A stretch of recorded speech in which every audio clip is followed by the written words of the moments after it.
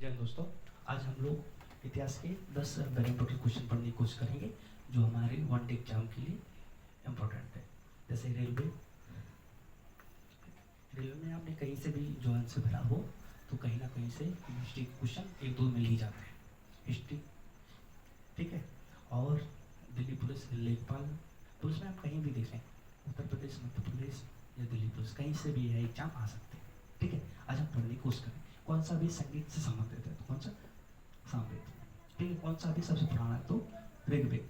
ऋग्वेद हमारे 4 वेद हैं, ऋग्वेद, सामवेद और अर्थववेद। उसमें से ऋग्वेद जो सबसे प्राचीन है वह है हमारा सबसे प्राचीन वेद माना जाता है ऋग्वेद। ठीक है।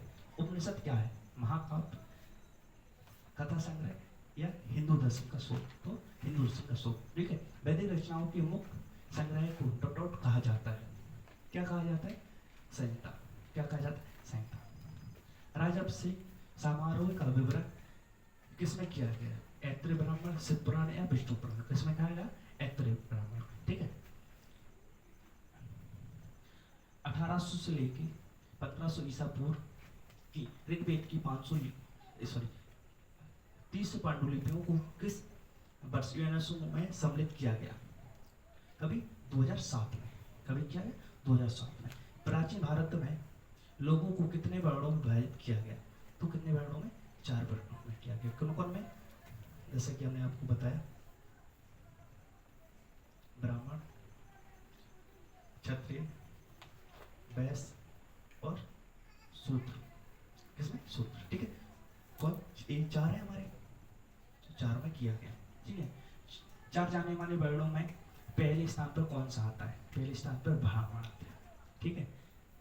ऋग्वेद में ऋषि विश्वामित्र और देवी के रूप में पूजे जाने वाली 2 नदियों के बीच संवाद के रूप में एक भजन है। किसके बीच में?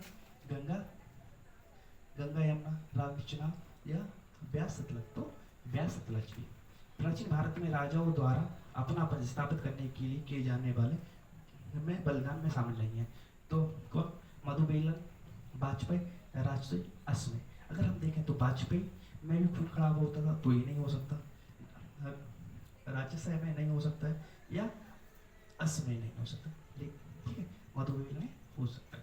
पता इनमें खून खराब होता है और ये तो कोई है ही नहीं, तो इसलिए ये नहीं होगा।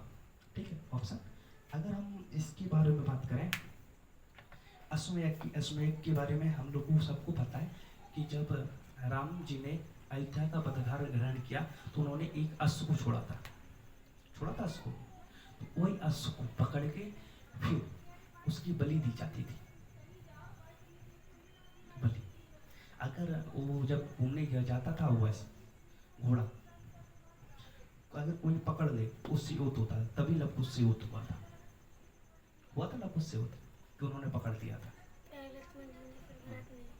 इसलिए।